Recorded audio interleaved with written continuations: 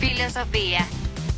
Olá pessoal, damos início à nossa aula sobre ética, começando esse tópico falando sobre o campo ético, a existência ética, porque o ser humano é dotado deste valor que leva a uma atitude e a utilização de meios para tal. Uma pequena introdução na brincadeira aí, que por que temos que ser bons uns com os outros somente no Natal? Por que não podemos ser bons com os outros todos os dias? No fundo, aqui nós temos apresentado uma preocupação ética com relação a um valor, ser bom com os outros. Né? O que nós iremos estudar? Primeiro, a ideia de valores.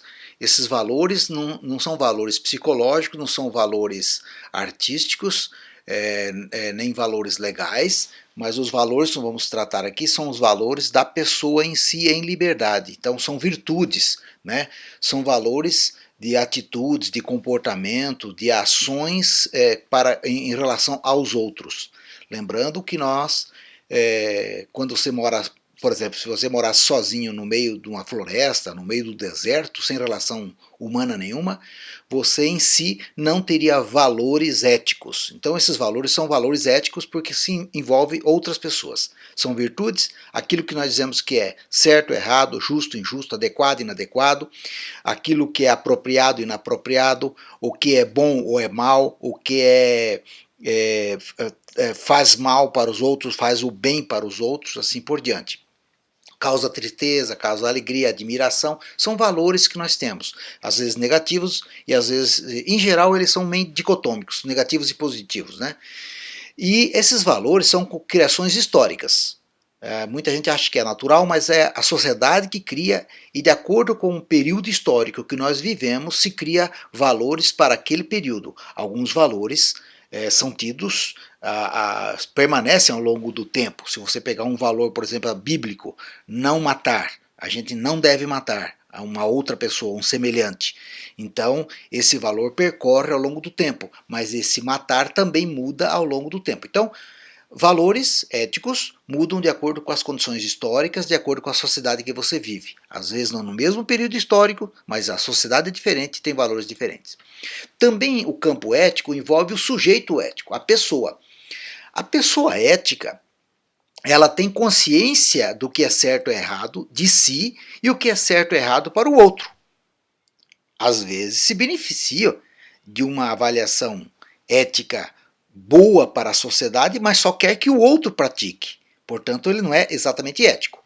Porque o segundo item diz o seguinte: o sujeito ético tem que ser responsável, né? Assumir as consequências, avaliar bem. Portanto, aqui está um nível de racionalidade. Por isso que a filosofia estuda a ética, porque a ética remete a um nível muito importante de racionalidade, cognição, para a gente saber quais são os fundamentos racionais que fazem com que as pessoas adotem posturas adequadas, inadequadas, de bem, de mal, certo, errado, né? Que inclusive vai se tornar lei, vai se tornar códigos de éticas, normas de conduta, assim por diante, né? Muito importante isso.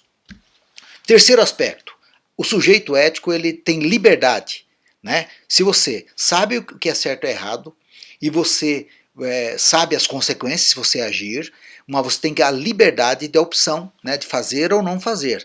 E você não existe ética daquilo que é obrigado a fazer.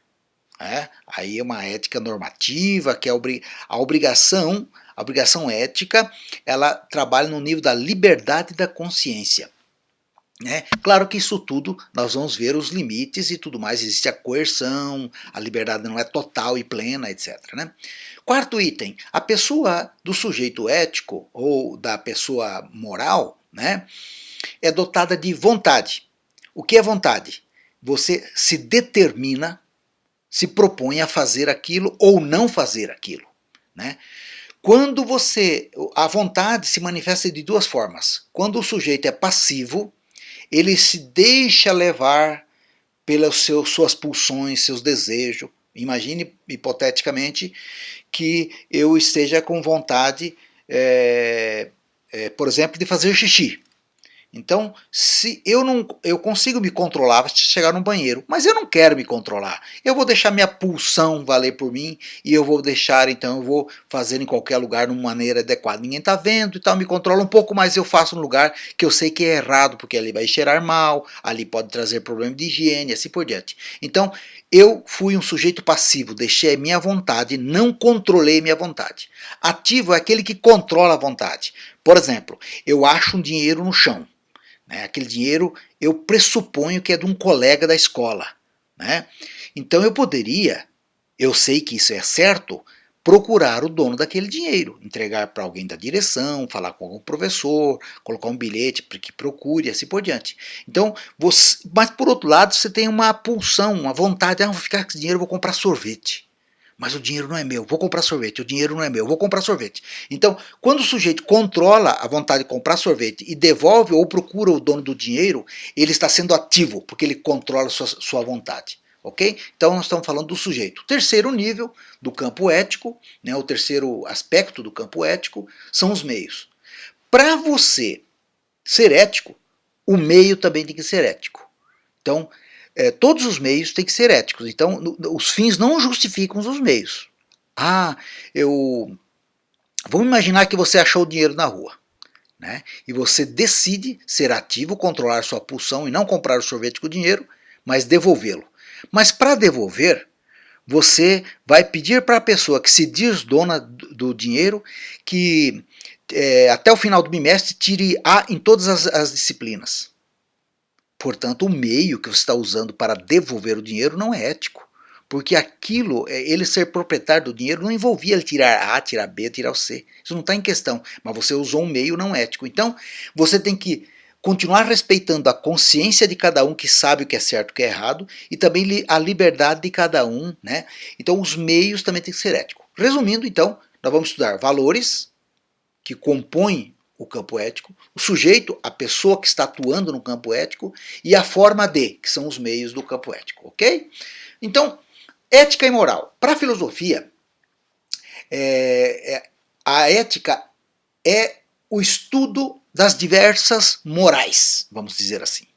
Só para um resumo. Então, a moral vem da ideia de costumes. A palavra costumes lá da Grécia. Né? Então, só existe moral ética nos relacionamentos humanos, como eu já falei. Então, a ética estuda todos os costumes, as formas de adequado e inadequado, certo e errado, como as pessoas se comportam em sociedade, do ponto de vista dessas normativas de comportamento que é passado de pai para filho, que é aprendido de um para o outro, que na tribo se fala, na sociedade ocidental se fala, na sociedade oriental se fala, vários níveis de comportamento em sociedade que às vezes pode estar na lei, às vezes não está na lei, né? Então a ética é uma filosofia da moral. Primeiro aspecto que a filosofia identifica na ética, quando vamos refletir sobre a ética. Nós temos um sentimento. Nós sentimos admiração por uma pessoa que respeita o sinal de trânsito. Nós admiramos nosso pai e nossa mãe porque sempre falam a verdade. Né? Nós sentimos vergonhas às vezes sair com um amigo que faz uma coisa errada, que não se deve, por exemplo, quebrar um sinal de trânsito, jogar lixo no chão. Então esse sentir admiração, sentir vergonha, né? Ficamos indignados com a desigualdade social. Sabemos o que é certo e o que é errado. Nós sabemos o que é o mal. Nós sabemos o que é uma coisa errada, um vício. E sabemos distinguir o vício de uma virtude, de uma pessoa honrada, de uma pessoa honesta, de uma pessoa injusta, da pessoa justa, assim por diante. Esse sentimento nós chamamos de senso moral, que nós avaliamos condutas e ações e até avaliamos opiniões dos outros, porque a opinião não deixa de ser uma ação verbal, né? Você fala, né? Então às vezes a pessoa está conversando com um amigo fala de uma forma não adequada de um colega, do problema do cabelo dele, da roupa, ou da opção sexual, ou da aparência da pessoa, ou da doença da pessoa, de uma forma inadequada. Então isso também você coloca em avaliação, nossa, ele falou desse jeito, pô, não gostei. Né? Então você sente aquilo. Percebe, nós estamos falando só do sentir, o senso moral. Se você vai agir com o colega e vai repreendê-lo, claro que você vai saber como repreendê-lo, que é teu amigo. Então você está dentro de um dilema. Como agir moralmente? Como é que eu vou agir? Vou falar, não vou falar? Se eu falar, ele vai ficar bravo comigo, portanto tem consequência. Eu passo, portanto, a justificar para mim mesmo e para os outros, para o colega no caso, as consequências dessa decisão de eu falar, puxa, você falou de uma maneira inadequada do colega, não fale assim do cabelo dele. E como é que você vai falar? É a forma de falar também, você escolhe o meio mais adequado, evidente, né? Então, a consciência moral está no nível da ação. O que eu vou fazer? Né? Então, por exemplo, alguém fofocando, olha, isso é verdade, isso não é fofoca, é uma verdade. Será que é? Será que não é? Então, toda consciência moral, eu estou mostrando aqui a imagem de um boi com 2 chifres para vocês terem ele como um esquema mnemônico, um esquema de memorização. Toda consciência moral, eu sinto uma coisa e vou agir, eu vou pensar como agir e assumir as consequências dessa ação, eu tenho sempre um dilema. Por quê? Posso causar um mal para uma pessoa, um mal-estar pelo menos, e posso sofrer consequência a pessoa não gostar mais de mim. Entende? Então, sempre num dilema. Então, a questão da consciência moral, o agir moralmente, você sempre vai levar uma espetada de um chifre. Por isso que é dilema, né? 2 lados, né? Que você sempre, se você deixar de agir, você tem problema. Se você agir, tem algumas consequências. Então, nem sempre é tranquilo ser ético. Não é fácil exercer a consciência moral, ser consciente moralmente, porque de alguma forma ou outra você será chifrado, né? Então vamos lá. Uma diferença para a filosofia da moral ou da ética é aquilo que nós falamos de a diferença entre juízo de fato e juízo de valor. Juízo de fato é quando eu analiso cognitivamente uma coisa e anuncio como é. Um rapaz é alto, o prédio é azul e tal. Eu não estou avaliando, colocando sentimento, né, uma opção para cá ou mais para lá, que varia de pessoa para pessoa. Então, se eu falo que a escola é verde, não há problemas de valor aí, porque todo mundo vai concordar, a escola é pintada de verde, tudo bem, está certo. Então, é um valor, um juízo de fato. Eu estou cognitivamente reconhecendo que aquela cor é verde. Né? Mas se eu falo assim, eu gosto da cor verde, o outro fala, eu não gosto da cor verde, aí nós temos um outro juízo, que é o juízo de valor. Né? Então, o juízo de fato, ele fala o que é, como é a verdade. Você avalia, se está certo ou está errado. Falar que a escola é verde, eu falo, não, mas é marrom. Então, não é verdade, então é ou não é. O juízo de valor é normativo, ele pode assumir várias características. Então, eu posso falar assim, o rapaz é alto, juízo de fato. A moça é simpática, simpática para quem? O que eu entendo por simpatia, portanto tem um valor. Né? Tanto o senso moral como a consciência moral, né, nos dá um juízo de valor. E esse juízo de valor é construído na sociedade, como deve ser. O juízo de valor é cultural, o que é bom, o que é ruim, é adequado, depende da cultura que nós nascemos. Como nós nascemos numa cultura e todo mundo fala que aquilo é certo, aquilo é errado, a gente acha que tudo isso é natural, mas não é. O juízo de valor, ou seja, o senso e a consciência moral, né, é uma construção histórica, social, histórica, porque moral vem da palavra costume. Tem 2 imagens aqui. Veja que, socialmente, nós aceitamos índios nus, porque nós aprendemos que essa comunidade sempre viveu assim, desta forma, nus, e aí no nosso costume não é adequado uma pessoa sair nua dirigindo uma bicicleta, apesar que existe a crítica, a ética, se as pessoas estão criticando de alguma forma, você pode entender, bom, como crítica vale, mas como opção do dia a dia não. Então, veja que nós temos um valor aqui, um juízo de valor que é muito variável, não é certo, é errado, absoluto. Né? A escola é verde, não é verde, é verde. Só tem 2 opções, ou é verde ou não é verde. Né? Então, é ou não é, se eu falo que ela é verde. Agora, no caso aqui, que estou falando das pessoas andarem nus ou semi-nus, aí varia muito de população para população, de pessoa para pessoa. Um outro componente da questão ética é a questão da violência. Toda a sociedade tem violência. E a violência é caracterizada nessa sociedade como um controle do meu desejo, do meu interesse e um controle da minha liberdade. Então a violência existe e ela pode ser psíquica, pode ser física, ela pode ser verbal, né? Ela assume várias características a violência, pode ser uma coerção simples, um gesto e tudo mais, mas ela é sempre contra um comportamento de alguém. Então, no fundo, nós sabemos que tem calúnia, profanação de cemitérios, das religiões, discriminação por raça, religião, opção sexual, etc. A violência máxima, que é o assassinato de uma pessoa. Mas também, por outro lado, nós temos a racionalidade e nós sabemos que todas as pessoas têm liberdade. Então nós temos que nos conter para dar liberdade a todos, porque eu também sei que os outros vão se conter para dar liberdade para mim. Mas a gente também sabe que existe um nível de violência aceito para um controle social.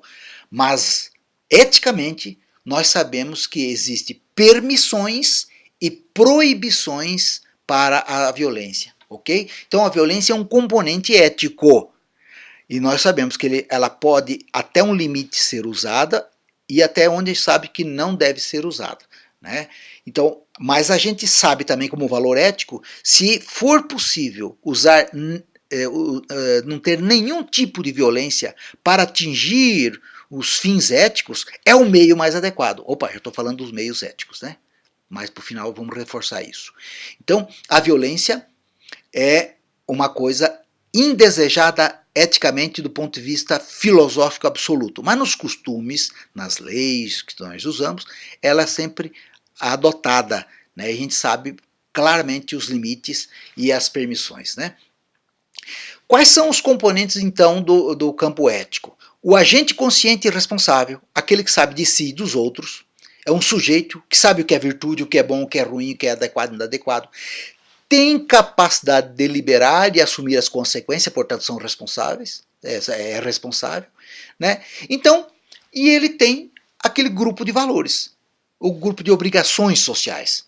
Valores, o que é bom, o que é adequado, mais obrigações, o que não se deve fazer, o que se deve fazer, mais o sujeito moral constitui o campo ético. Né? Então o agente moral, primeiro aspecto aqui, o agente moral, sujeito ético, ele só existe se ele for consciente de si e dos outros, sabendo que os outros também têm consciência dos limites éticos, é dotado de vontade, sabe controlar, sabe fazer, sabe como agir, né? Ele é dotado de vontade, ele pode ou não pode, é responsável, se ele pode, ele sabe as consequências e adota isso com liberdade.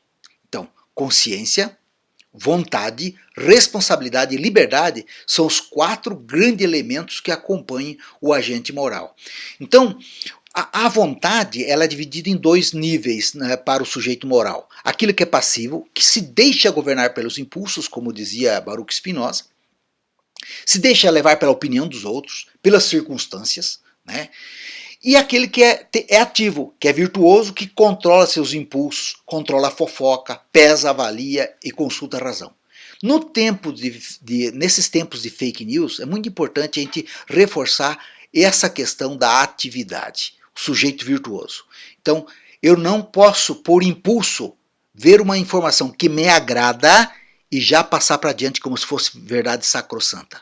Então, hoje em dia nós temos que ter uma exigência ética conosco mesmo. Eu vou passar adiante essa informação, pode ser fofoca, pode causar mal para alguém, eu tenho que fazer uma avaliação ética, portanto tem que ser um sujeito dotado de vontade ativa. Vontade ativa. Portanto eu tenho que ser autônomo, não se deixar levar pelos outros. Aquilo que eu sempre digo para meus alunos, não deixe o celular controlar você. Você deve controlar o celular. Seja autônomo. Valores e fins éticos, ou fins e os meios morais para isso, para chegar aos fins éticos. Nós temos 2 polos, portanto, o sujeito ético e os fins éticos. Eu tenho um sujeito que vive em sociedade, racional, tem lá os valores e os fins éticos, né? E portanto, tem que ter os meios para chegar lá. Então, vamos dar um exemplo claro aqui. Eu tenho um amigo que ele está namorando alguém, e eu sei que aquele alguém não, digamos, está traindo ele. Eu não sei se, né? Você está traindo ele. Eu vou falar com aquela pessoa, para o meu amigo, aí eu começo a avaliar, né? Coloco a consciência, a minha racionalidade para funcionar. Falar, se eu falar para ele que aquela pessoa com quem ele está namorando está lhe traindo, ele gosta muito da pessoa, vai sofrer muito. Então eu vou causar um mal para o meu amigo, fazer ele sofrer. E se a pessoa não estiver traindo de fato? Eu tenho certeza absoluta? Mas eu tenho certeza absoluta e vou falar para ele. Vou falar e vou causar um mal. Então talvez eu escolha um meio mais fácil, mais adequado, menos traumatizante, ou posso ser mais traumatizante direto ao assunto. Portanto, os meios para eu falar, envolver-me nesse dilema, lembra do chifre? Vou resolver para um lado. A minha consciência que eu sou amigo dele, tenho que falar, eu sempre prometi a verdade para ele, tenho que ser honesto com ele, mas ao mesmo tempo vou lhe causar um mal-estar, uma depressão, ele vai sofrer, né? Mas eu tenho que ser verdadeiro. Veja, eu estou trabalhando com dois valores, ser verdadeiro e causar uma tristeza para o meu amigo. Tristeza é coisa ruim, ser verdadeiro é coisa boa. Eu tenho um dilema, tenho dois chifres aqui, né? Então, mas eu optando por ser verdadeiro ou por não causar o sofrimento, eu de qualquer forma eu tenho que escolher um meio para fazer isso. Então, tenho valores, né? Aliás, tem o sujeito aqui, a carinha aqui do sujeito, mas os valores constituídos na sociedade, aquilo que eu acho que é a virtude, e os meios. Isso caracteriza a existência ética. Veja aqui, sujeito, os valores e o meio para executar. Né? Então, toda a sociedade sabe o que é certo ou errado, a diferença entre vício e virtude, né? Esses sentimentos, essas coisas vão mudando de acordo com a cultura, de acordo com como nós somos constituídos. E também os meios também que nós usamos para isso. Então, a pergunta é, na nossa sociedade, os fins justificam os meios? Para a ética, não. Né? Nós temos que lembrar sempre, as pessoas todas têm consciência e têm liberdade. Eu não posso adotar lá os fins, chegando aos fins que eu acho adequado, usando afronta de consciência e também tolhendo liberdade das pessoas que vivem comigo. Então, os fins éticos exigem sempre meios éticos. Por fim, uma piadinha aqui para a gente refletir. Tem um cartaz do senhor dizendo assim, preciso de dinheiro para a cerveja. Aí chega um cidadão e fala, gostei da sua sinceridade, toma aqui um dinheiro. Então ele deu um dinheiro porque ele adotou como padrão ético valorizar a sinceridade das pessoas e dá o dinheiro. Aí o senhor vai lá e compra um sanduíche. A pergunta é, ele era para cerveja. O outro achou aquilo um valor importante, o valor da sinceridade. Mas ele não foi sincero. Mas ele adaptou-se à sociedade, porque a sociedade valoriza mais a sinceridade do que a pena pela fome que ele de fato estava. Como é que fica essa? Essa é a solução. Olha o dilema aqui, gente. Quero ver vocês solucionar esse dilema aqui. Está certo este, está certo este. Né? Olha aqui os fins. Então, sujeito ético, os valores envolvidos e os fins. Então, essa fica a grande reflexão. Filosofia é pura reflexão. Né? Então, o campo ético, assim, é formado pelo agente moral, pelos valores morais, pelos meios éticos que se produzem fins éticos, para se produzir, então, os fins éticos. Ok, gente? Valeu e até a próxima oportunidade. Sejamos todos éticos, refletindo com a nossa liberdade, responsabilidade com os nossos valores e dotado de vontade. Tchau.